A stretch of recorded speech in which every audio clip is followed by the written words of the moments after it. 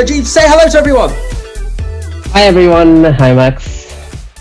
Fantastic. So we've got a really interesting broadcast today with Sajeev from the Carbon Trust, and we had one of your colleagues on with a great another broadcast series that we do called Healthy and Sustainable Food with Mark Driscoll, with Barbara Bray, with Jackie Green, and your colleague was fantastic, and we wanted to just explore more with the Carbon Trust, and why do we want to explore more? So we're very, very lucky, very blessed to have Sajeev today on with us.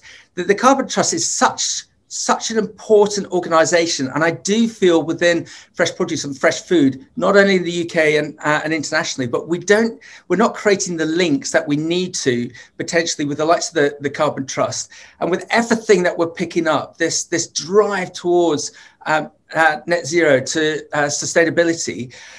I understand that everyone within the fresh produce sector, they're very, very busy, and sometimes it's very difficult to look further than a day out. But we need to engage with the likes of Sajeev and his colleagues to find out how we and the Carbon Trust can work together to create, being frank, a better world. So let me just give the introduction, especially for those on the podcast, but also for those on Facebook and LinkedIn.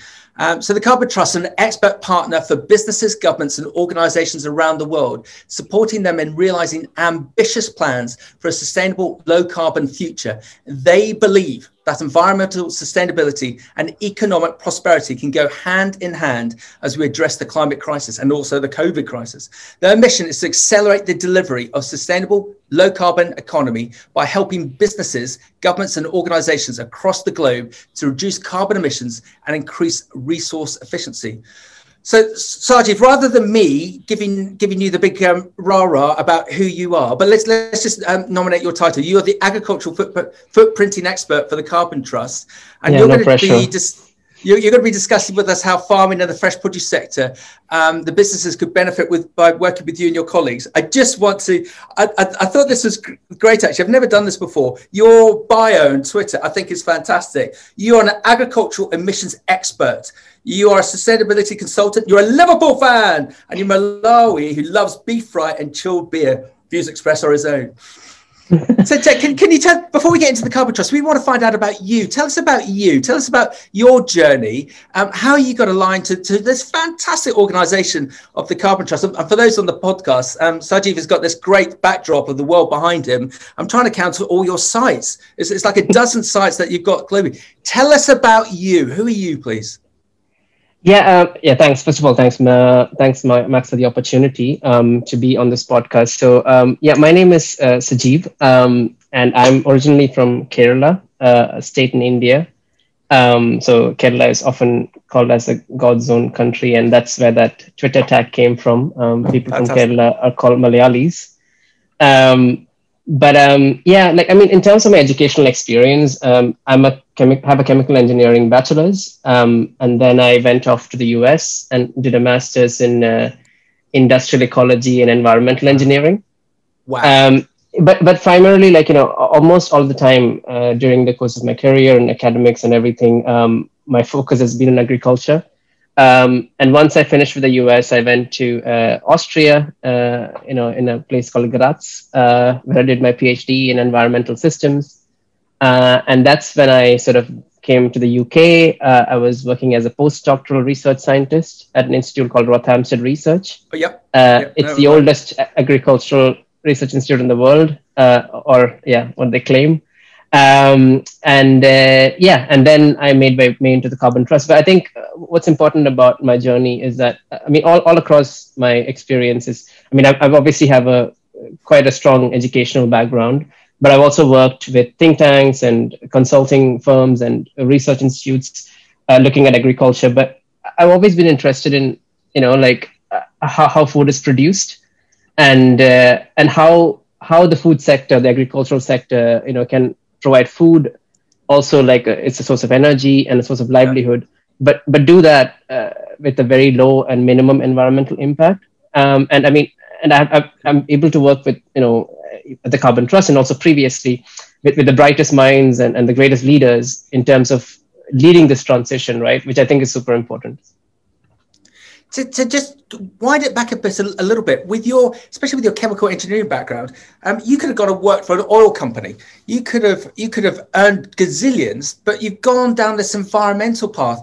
And we're picking this up, especially with new graduates, new students who are coming through post the pandemic. They actually want to get involved with businesses that do good.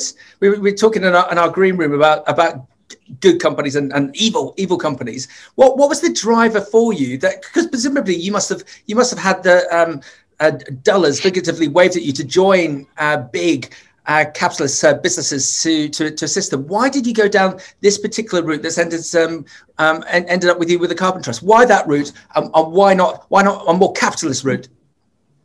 No, I mean, you hit the nail on the head, Max. I mean, I guess one of the reasons is like Carbon Trust, for instance, is a mission-led organization. I mean, and it feels pretty good going into work. I mean, at Carbon Trust, when you're actually working with organizations to make a difference.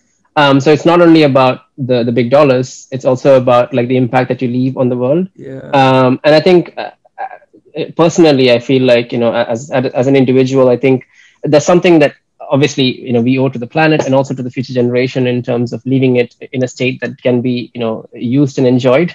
Yeah. So with that in mind, I mean, and I think like I enjoy the positive vibes the companies bring as well, because it's a different thing dealing with them when they're looking to make lots of money, and a different thing dealing with them when they're trying to make a positive change. And you feel a bit empowered when you're like working with them to do that. So I think this sort of vibe, kind of made me choose the field. And also, like, just to add on to that, agriculture in itself is a very interesting sector, because it's one of those sectors, isn't it? Like that obviously all sectors contribute to global greenhouse gas emissions, climate change, etc. But agriculture is a sector that also gets affected by it directly. So, it not only emits and puts all this bad stuff in the atmosphere, but all the effects like, increased heat waves or droughts or floods are all felt on food production as well. So it's sort of a unique sector to deal with. And it's so complex. It's not a system like a car or a factory where you can put things on it. It's got so many things interacting.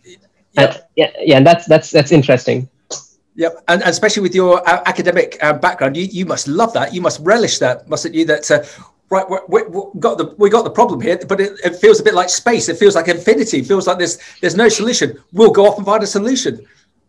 Yeah, no, exactly, Max. I mean, it's super interesting because the permutations and combinations of activities and things that happen, in the soil, in terms of animals, it's crazy. Like, I mean, feed them, when you feed them, how you feed them.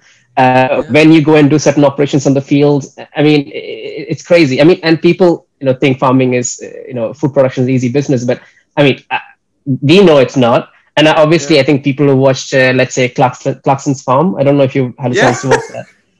I mean, that is a great example of like showing people that how risky agriculture is, right?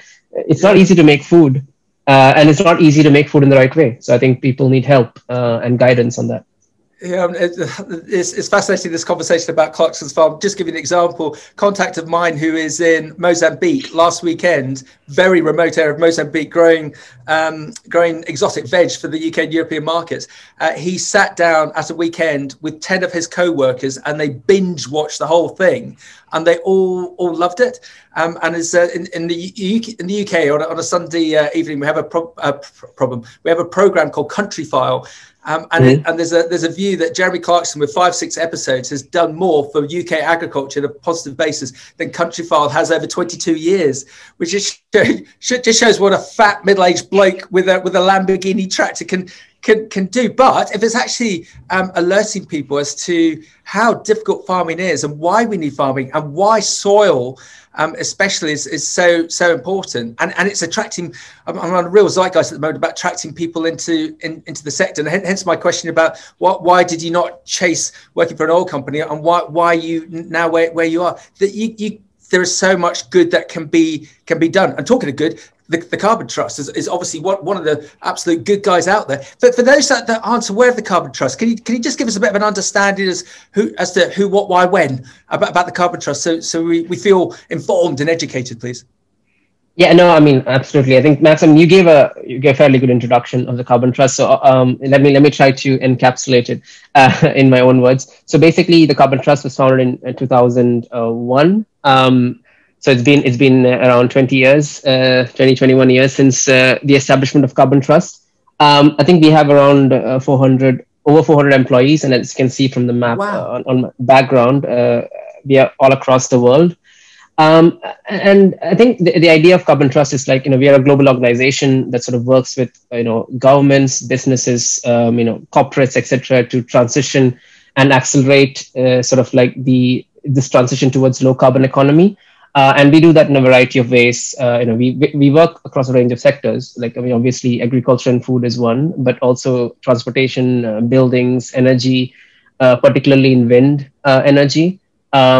And we offer like a range of services, like like for instance, we have a green finance team that helps with the green bonds and financing mechanisms. We also have a corporate advisory group that advises corporates and businesses.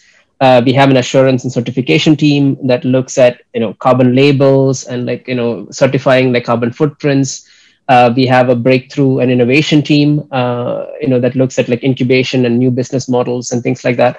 So yeah, I mean, I think we work across a range of sectors, but overall the agenda or the objective is to be completely mission led, and sort of driving this low carbon transformation within multiple sectors, including food and agriculture. Yeah. And how are you set up? Are you a charity? Are you non-for-profit? Are you for profit? What's the business background?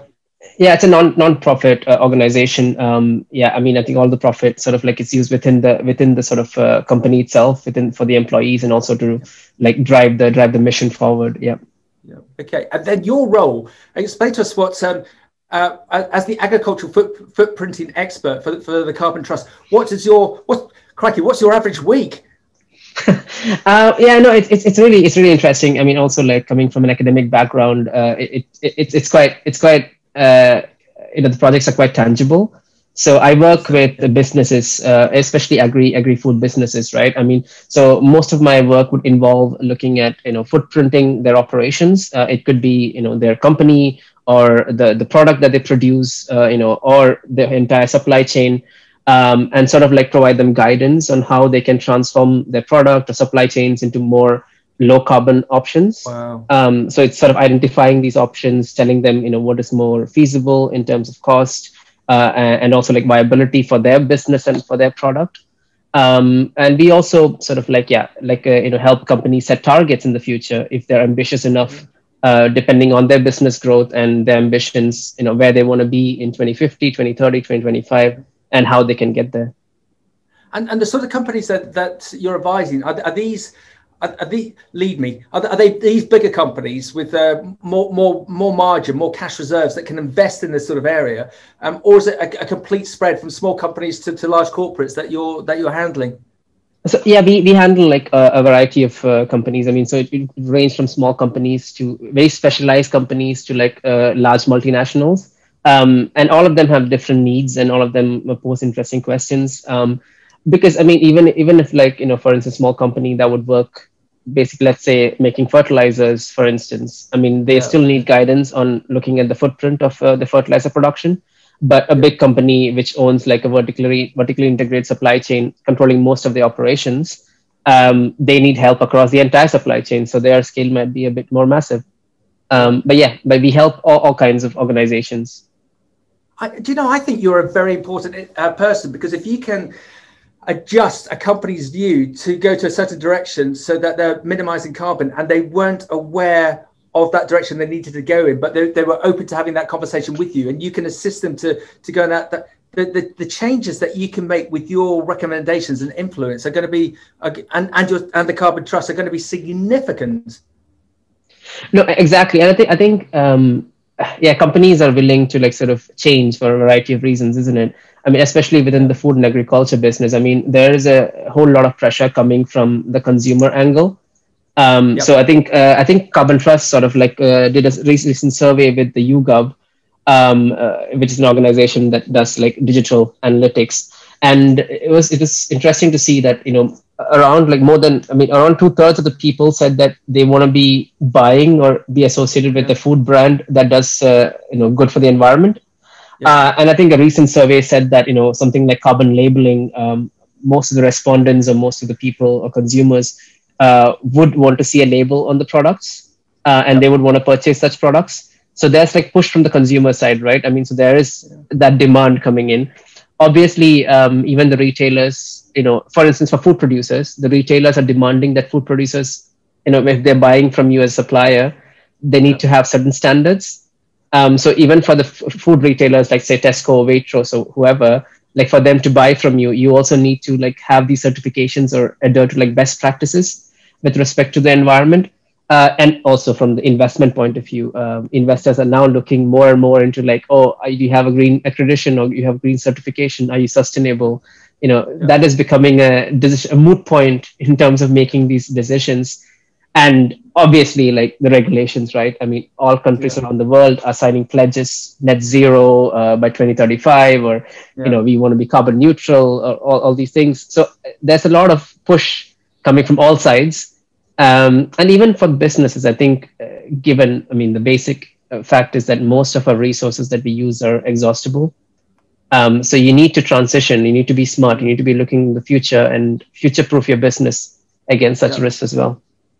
Well said. We've got some concerns in the fresh produce sector that's oddly we're seeing this great increase of the likes of plant-based foods. But if you look at the breakdown of the manufacture of some of those highly processed plant-based foods, actually they're not doing anything on an environmental sustainable basis. We should just be eating something decent as an apple. So we're a bit concerned about some of the I don't know if it's the right terminology, the greenwashing that goes on with some product types, but that's a question, a comment for another time. Emission sources. What's your overview of the emission sources within the sectors that you're associated with, please? So, I think agriculture overall, I think according to some recent study that came out, it contributes to around 1/3 of the global emissions. So it is a major player in terms of emissions, right? And within agriculture, like if you look at the supply chain within agriculture, it starts off from making sort of like resources that are used within agriculture. And this could be, let's say, fertilizers that are applied on the farm or animal feed that's made for animals, right? And then you have the entire operation on the farm or in the forest or wherever that is, growing the animals or growing the crops and, cutting the forests or whatever. And then there is the element of taking that produce from the farm into like distributing it or marketing it and transporting it, manufacturing it, processing it, storing it, packing it, and sending it to the consumer's hands.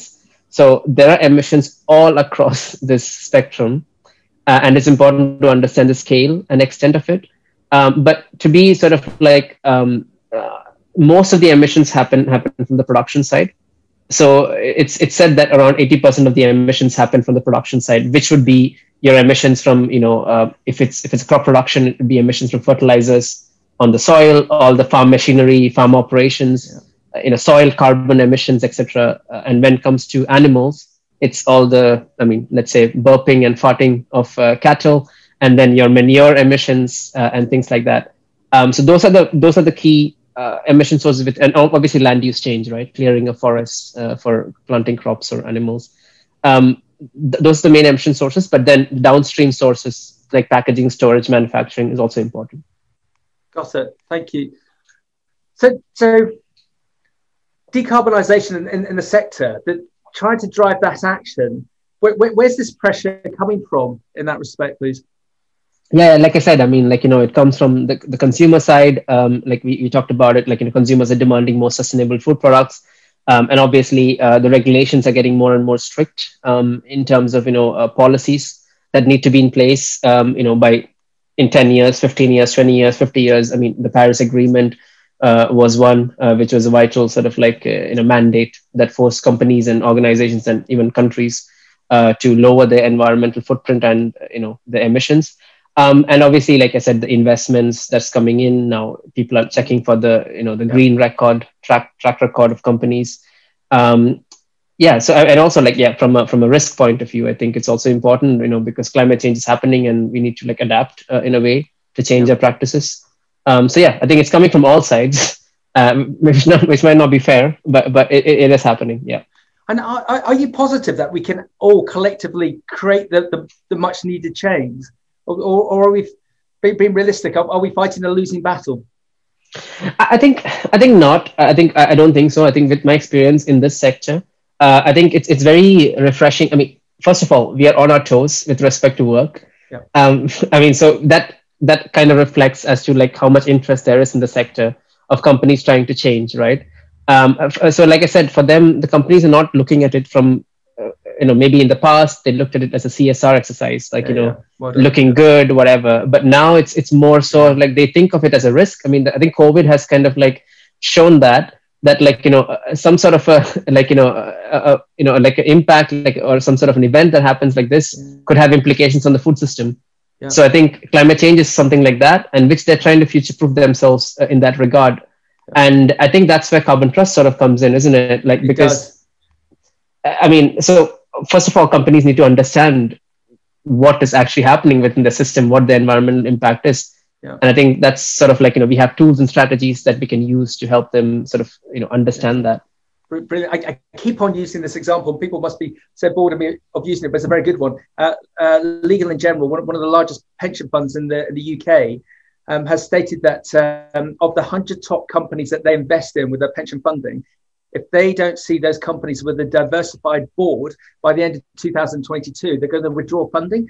So they're actually pushing societal change within those businesses within quite a short time frame now. And I think that example can be used to food as well, that if we're not seeing that change, those investors aren't going to invest in those companies because the consumers aren't going to buy those products. So if anything, there's naysayers out there. Why do I want to say Donald Trump? Those people who don't see what's actually happening out there, and that we do need to create change. They're sort of got to be positively forced. And so in some respects, the market's coming towards yourself and your colleagues. So can we just look at that as a defined example? If we've got a medium-sized company or a large company in agriculture, the UK or Europe, and they've not engaged with the carbon trust before, what would your recommendation be? How should they engage with you? How could they partner you? What would they get from you? Yeah, I think that's the thing. I think we offer a range of services, isn't it? I think first of all, I think the way this works is like, I mean, the basic service, I mean, it's in my title, is footprinting. I mean, so obviously no points for guessing we are the carbon trust. So what we mainly deal with is emissions of carbon across different scales.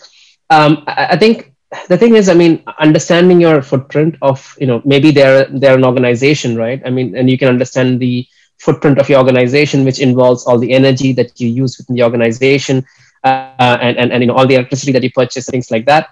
And then there's an element of understanding the emissions associated with your product. And that involves like, what are the sources of energy that are required to make the product? How did I get the raw materials for the product? How much transportation, distribution, packaging, etc. went into making that product, right? And putting it in front of the consumer. And then there's an element of value chain footprinting, which involves footprinting the entire supply chain of the company and the products that they put out. I mean, so all of this has different push points and different advantages. I mean, essentially, the first advantage is, I mean, the company sort of understands what are my hotspots of emissions, right. Like where are my emissions coming from, right? I mean, and that's so critical because that could arise from a variety of different reasons. Because it could be actually because you're using too much resources when you don't have to use that, right? Yep. It could also be from you're wasting too many resources, and you could like reintegrate that back into the system. And so this not only becomes a question of environmental impact, it also becomes a question of minimizing costs. Yeah. Yep. So that is like definitely a great reason for them to engage with us. Okay, and just a major on that one, because you semi-stolen my answer to this question. If there's ever a blocker, it's the CFO, the Chief Financial Officer, because they'll be just looking at the bottom right-hand corner and say, well, the Carbon Trust, they're going to rightly so want money, subscription, or whatever. What's the ROI? What's the return of investment going to be on this one? I don't approve as the CFO of engaging with the Carbon Trust. And you'd hope that the rest of the board members and the rest of the team will say, well, we cannot but engage with the Carbon Trust, because if we don't engage, we're not going to have a planet. We've all got to. So on a financial perspective, do you think there is actually a decent ROI, return of investment, in going down this route, deploying the carbon trust and deploying the new mechanisms, the new elements with the supply chain? Do you think it can actually be beneficial financially to companies as well? Most definitely. I mean, exactly. And what I said right now is in the now, right? It's in the present. I mean, you identify like inefficiencies in your supply chain when you do the footprinting, and you're like, okay, I can go in there and I can be like, okay, I can reduce the waste there, or I can substitute the energy source I'm using because it's too intensive and it's too costly. But then you understand like your supply chain. The other aspect I told you about is the consumer expectation is rising. I mean, consumers don't want to be associated with products that are unsustainable. Yeah. So if you want to like make profits in the future, if you want to have the same growth curves, then you need to like invest and understand like what you're doing. Yeah. And again, that is a reason to future-proof your business against consumer demand, right? Yeah. And again, in terms of regulations, I mean, in 2035, if suddenly it's a transition phase, but then you can't just suddenly go to 2035 and be like, oh, tomorrow I'm going to be carbon neutral. Like, how are you going to be carbon neutral? Your whole entire business is going to collapse. Your supplier network would have to be different. Your processor would have to be different. You have to like engage with different manufacturers, technology, and you have to invest in that now. So it's not only a matter of like current interests, but even in future interests. I mean, you have to sort of adapt to this, and there's no escaping it. Well done. Do you know, I think that's probably a couple of minutes of the most important broadcast element that we've had on Beanstalk, and also for people to, we might snip it and so people can show that directly to their CFO to show them actually we can make money out of this, and also I'm going to swear it's bloody important. It's got to be done. So do the companies that you're involved with, just to support that thread a little bit more, are they successful in adopting these measures and making these changes, or do you find that that they're still finding blockers? Is it an easy process to go through, or is there a lot of heartache, but you've just got to go through it because you've just got to go through it? Yeah, and I think, obviously there are challenges, but I think, let me give you, for an example, like, so we work with a company called Westphalia Fruit. I mean, so they are a company based in South Africa. Oh, yeah. And they make avocados. So we actually had to, so they were doing this process for the first time. So they actually wanted to do a product carbon footprinting, which basically meant that they wanted to put a label on their avocado and guacamole and avocado oil products that came out, and they were sold in the UK and South Africa. And they really wanted to understand what the carbon impact of producing that avocado or avocado oil or guacamole was. So yeah, I think it was very interesting because, first of all, like, I mean, they've never done it before, and they were like quite amazed at like, the breadth and the scale of data that we, were using and collecting, and, wow, the frameworks that we had in place. But after we finished the exercise, they were like, oh, wow, I mean, our emission source mainly is from our orchards, because we had converted a bunch of like, we had had some land use change emissions because we converted a bunch of land into like orchards. And we're using a lot of fertilizers on the soils, in the orchards, which leads to emissions. And then we also air freighting like, the avocados onto UK, but we could pinpoint each and every source, and we could be like, you could improve these, right? I mean, you could basically get your electricity, your energy use on the farm from renewable energy resources. You could invest in like, maybe a variable rate fertilizer application, or denitrification inhibitors, or things to reduce your fertilizer emissions. And also use different methods of transporting your goods, and also packaging your goods with recycled components. And all of this could actually change the supply chain and make it like less, environmentally impactful, right? Yeah. And that appeals to the consumers, because when you put that label on there, they're like, oh, we can trust this brand because they're doing something good for the environment. Fantastic. And I go back to what I said earlier with you giving them, sometimes in business, you need someone like yourself to come along with cold eyes, to say, don't do this, do that. Because actually the benefit is going to be XYZ on a sustainability basis. And actually you might sell more products because the consumer wants it. And that's a brilliant example about Westphalia, because if anyone doesn't know the backstory to Westphalia, the individual who set up the business, there was probably some 100 years ago. This is just an amazing story of how that individual created a regenerative agricultural business in South Africa. It's all held in trust, and it does so much globally. If I got one tiny criticism of them, they don't shout enough about it. And that's again a topic for another day with the fresh produce sector, because they're very, sometimes it's very difficult for them to get their message out to the consumer, because they have to sell through a retailer. But just on that side, are you finding that retailers, whether it be in the UK, Europe, internationally, are they looking to adopt? Are they keen to get this message out as well, and to be aligned to the Carbon Trust? No, but just in terms of getting the message out. I mean, Westphalia now has a label, so they have a Carbon Trust label that goes in the product now, which is I think it's a great. So when I go out and I look at products and I see that label stands for something, right? And I mean, given working in the Carbon Trust, I know the amount of technical scrutiny that we put through our calculations and the certification and assurance that we do on our estimations to make sure that we are getting it right. So if a company says that they're trying to reduce their carbon footprint and they have a reducing label, they have a label which says they're carbon neutral, they are like committing to that high standards that we set.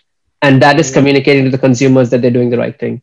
But it's not only like the smaller brands or specific companies dealing with specific products, but even the multinationals, like PepsiCo and McDonald's and Nestle's and your Danone's, they're all engaging with us, in terms of various products that they have, and because they all think it's super important in terms of doing that, getting that message across to the consumers that they're doing the right thing. Yeah. Go ahead, Max. And when you look on the likes of LinkedIn, and do you see that XYZ has just been appointed head of sustainability for McDonald's UK, and you can ditto that. You can see that there's this drive, there's this momentum to creating change. Just going back to Westphalia model, it's if it's okay, I'm going to nominate them. We've got one of our sponsors here, Blue Skies. So they're amazing business based out of Ghana, Benin, Egypt, South Africa and Brazil. And if you bought sliced and diced fruit from the likes of M&S, Sainsbury's, Waitrose, Ocado in the UK, there's a high chance it's come from them. When I speak to people about Blue Skies, I try to educate them as to what they do. That the first thing they say is about the fact it's been air freighted. Max, this is wrong. The carbon footprint must be appalling. But where Blue Skies and other businesses have been so clever is that if anything, they're helping reduce that carbon footprint, because rather than having a half empty airliner flying from A to B, they can pack that airliner full of fresh fruit from the likes of Ghana. And then if you look at Ghana, Blue Skies, they're the largest private employer in Ghana. So they employ some 5,500 people on site. There's an ecosystem around the site in Accra, the capital of Ghana, of some 40,000 people, that if it wasn't for Blue Skies, would not have proper housing, would not have proper schooling, would not have proper sanitation. And I believe that they're fully adoptive of Carbon Trust as well, and had assistance to make sure that the sustainable credit credentials are all placed in the right manner. So just help me with this one. Sometimes within the UK, we're very parochial that we should only just buy produce from the UK. How do we get around that oxymoron that we're flying product all around the world? Is that good or bad in the eyes of yourself and the Carbon Trust? Yeah, I think this is very important, right? I mean, for instance, I would say like all local food is not sustainable, because let's look at the UK. There are certain products that you cannot produce in the UK given the temperature and the weather in the UK, and you would have, if you try to produce that in a greenhouse or something here in the UK, that would be more emission intensive than actually importing it from elsewhere. So that applies for all products. Also like the seasonality of products, right? At certain seasons, it might make sense to produce something here, but if you want it like another season, it only makes sense to take it from a place where it can be grown naturally. So I think, obviously, that is important. So, you can't just, like I said, what we do when we do this emission footprinting and we break down the different sectors or different phases in a product's journey to becoming a product, we can clearly identify how much transportation contributes to the emission footprint. And to be honest, in most cases, most of your emissions come from the production side, and the downstream emissions are like not that significant. Excellent. Okay. So I think only for products like, maybe for beverage products where they use aluminum packaging and things like that, or cans, then it becomes a bit more relevant. But for the most part, like in terms of your animal products, meat products, or your crop products or something, it mostly comes from the production side. So the transportation is not like a big player in that regard. And also what we're seeing, I'm sure you are as well within the Carbon Trust, is the innovation that is happening. You mentioned the likes of glass houses. Where I'm stood here in Suffolk, a mile just north of me, there's a greenhouse that was erected and completed in spring of this year. £70 million build, funded by pension funds. And their technologies is that they have plugged themselves into the local sewage works. The treated sewage normally goes into the watercourses and is some 10 to 12 degrees higher than the temperature of the watercourses, and that causes an environmental problem. The team there realized that there was actually an environmental positive of that heat differential. So instead of that treated sewage going into the watercourses, it's now pumped up to that greenhouse. There's half a dozen Italian heat extractor units that suck that heat differential out, and it grows tomatoes, cucumbers, and peppers, and is then pumped back to the sewage station and pumped back at the correct temperature back into the watercourse. It's amazing technology. They've got 2 sites now live in East Anglia. So total spend of some 160, 170 million, again, pension fund spending. And they've got plans for a dozen more in the UK. So it's great that sort of technology is being looked at and driven forward. And it was at our intro conversation, you were saying about wind farming. And I looked at the stats for wind farming in the UK, and that's amazing how that is accelerating further forward. So again, with the Carbon Trust, I just need to reiterate, companies can come to you if they're unsure of where they need to be to get to their net zero in 2030, and you can figuratively hold hands and assist them with your deep understanding of this whole area of the research, of the statistical information, and lead them on that journey. Would that be correct? Exactly. I mean, let me break it down. I mean, so basically, when companies come to us, we tell them, hey, we can calculate your baseline emission footprint, right? This is what you're doing right now. This is your main source of emissions, and this is the current situation.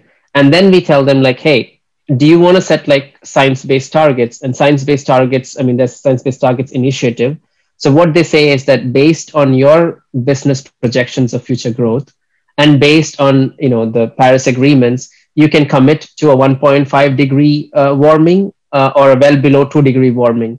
And for both these scenarios, you need to reduce your emissions, right? So from this point on, now you understand what you're emitting, and you want to get to a future in 2035 or wherever, where you want a 1.5 degrees Celsius warming, or a net zero, or a carbon neutral, or whatever you want to achieve. But you need to get there, you need to reduce your emissions. So we also like not only give them the idea of like what they're emitting right now and where it's emitting from, but we also like provide them options as to how they can reduce the emissions to get to those targets. Wow. So we have them baseline footprint, set targets, and hold their hands and make sure that they get to those targets in the most cost-effective and feasible manner. And I think that is just the essence of it. Fantastic. And if it's okay, I'm just going to present a hairy one over to you, because we've had a great question in from Gary. Thank you, Gary. Gary Bradbury. One huge frustration of agriculture and horticulture businesses when doing carbon footprinting is that the carbon trapped in the products they produce and sold off the farm is not recognized or counted. The argument is that carbon stored in food is temporary and is respired to CO2 when the food is then eaten. But is that totally fair or correct? With fiber crops like cotton or flax, the carbon is held for several years. Is there any chance that the methodology could be changed? Thank you, Gary. Thanks, Gary. So yeah, sorry to throw that one out. You better be fascinated to hear what you think. No, I think there is a case to be made for embodied carbon. I mean, yeah, I think there is some carbon store. I mean, not only like in the product itself, right? I mean, there is a case to be made for carbon sequestration as well. Yeah. Like, I mean, for trees, and you're putting carbon in the soil and also putting carbon in like just the product itself. So yeah, I mean, the methodologies have been adopted. I mean, usually we use the methodologies that have been used by the Intergovernmental Panel for Climate Change, and that sort of like looks at embodied carbon as well for the most part. But yeah, I mean, obviously the methodologies can be improved, and it's always like been updated to reflect the current reality. But yeah, I mean, I appreciate the question. I think that's a technical discussions to be had. But I mean, yeah, I mean, I completely agree. I mean, there's a case to be account for embodied carbon. Yeah. Yeah, understood. So, Saji, we're slightly running out of time. How can companies contact yourself, the Carbon Trust, your colleagues? What on this lovely expression of holding their hand to create the success? How can they engage with you all, please? Yeah, so I think, yeah, obviously you can get in touch with the company directly. So we have a whole host of really nice client managers who are well equipped with the technical side of things, as well as to be able to provide you. I mean, actually, it's not only about like, contacting us, but I mean, the client managers are well versed to like sort of tell you like what sort of service and product, that you need at this point of time. Because if you're like, just doing it for the first time, I think it's important that, like you get a bit more help, and you start off like in a bit more of the data collection and maybe like a easy or simplistic way of like looking at things. But yeah, like, I mean, I think you can contact us from the website easily. There are web forms there to contact us, or I think there are like chatbots and like client managing executives available. You can contact them directly as well. And they would put you in touch. I think once they scope out the project with the business services team or the relevant teams that can help you. Excellent. And is it okay if we can grab you for some of our partners so that we can get you speaking at other events on a UK and an international basis, just to get your message out? So that's okay. Most definitely. I think the thing is, I mean, I think me and my colleagues at the Carbon Trust are not ashamed of speaking about this, because I think we are so invested in this and we're doing the right thing. And I mean, and most of it is transparent also. Our methodologies and everything is transparent for people to see.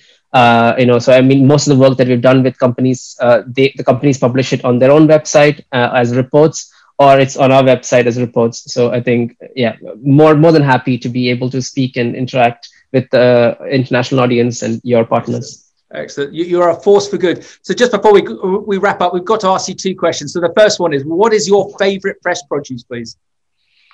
Oh my God. Okay. My favorite fresh produce would be, I mean, I have to say barley, because it's used to make beer. So, because I like my pints, so I'm gonna say barley. Excellent. I wasn't expecting that one. So let's just lead the witness slightly. If you're going to walk into Borough Market, and with you being based in London, and you're going to buy some amazing fresh produce off a market stand, what over and above this lovely pint of real lager or ale that's made out of fantastic barley, what fruit or veg would you like to consume on the spot in Borough Market? I mean, I think I have to go for like a really boring option and say an apple, because I think that might be more sustainable probably for the UK, I guess. Nothing wrong with an apple. And why, just to wrap up, why is Liverpool the best football team in the world? I think Liverpool as a team evokes like a different set of emotion. Like, I mean, I think if you're a Liverpool fan, you've been through all emotions in your life. It's such a roller coaster ride. I mean, I can remember games where we've been down and out and we came back to do the impossible. I think the supporters are great, and especially when you hear like "You'll Never Walk Alone" in Anfield. I mean, that's just like an atmosphere like no other. And now we have a great coach, a great team that's onwards and upwards to do great things. But surely there's a fantastic connection here between Liverpool Football Club and the Carbon Trust. You've got all the highs and lows of if we don't all hold hands, that we've got a big environmental issue. But with you and your leadership team within the Carbon Trust, we potentially could win this match. Does that work? Oh yeah, I think yeah. I really hope we're on the up and there's no more downs. And I think it suggests that way from the kind of communications that we're having and the kind of interest we're getting. I think we're on the way up, and I think it's always great. I mean, shout out to all the companies that are also working with us as well, because I mean they all have the intentions in the right place, and I mean hopefully more and more companies, big companies, consumers, regulators, everybody gets together, because I mean it's a joint effort. I mean it's not like somebody pushing on their own, and I think we are here to make that change happen, right? We are here to provide information, knowledge experts to help that happen. So Sajeev, well done. I don't know quite how we managed to mix and mash and join together Liverpool Football Club with the Carbon Trust, but I think it works really well. If one thing I've learned over the last year, having done over 100 broadcasts, is collaboration. we all need to collaborate with Sajeev and all of his colleagues at the Carbon Trust to create the success that we need to. And so if you've got a CFO who doesn't understand actually the benefit of it, listen to that clip from earlier in the broadcast. If you want to make a difference to your business and to the planet, listen to Sajeev and the Carbon Trust. Join with them. Sajeev, you've been fantastic. Thank you very much for your time, and we look forward to hopefully getting you and your colleagues on future broadcasts. No worries, Max. I mean, happy for me and also from my colleagues' side to speak. We're all interested in this, and thanks for the opportunity to speak to Beanstalk Global. No problem. We look forward to Liverpool winning the Premiership next year. Yes. All right. Thanks, Max. Cheers. Cheers. Bye bye.